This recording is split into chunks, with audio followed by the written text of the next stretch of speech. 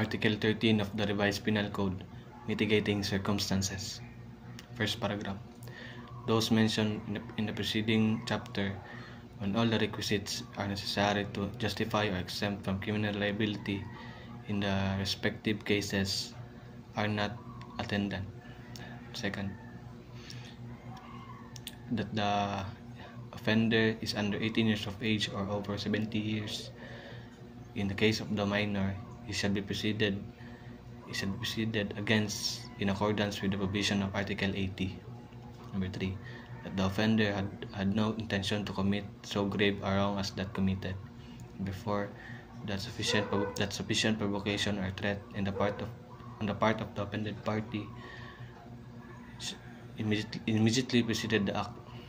Number 5, that the act committed in immediate vindication of grave offense of the one committing the felony or delito, his spouse, ascendant, or relative by affinity within the same degree.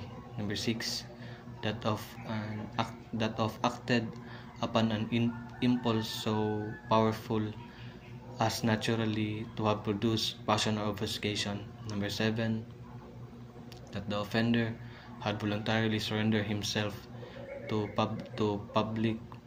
person in authority or his agents, or he had voluntarily confessed his guilt before the court prior to the presentation of the evidence for the prosecution.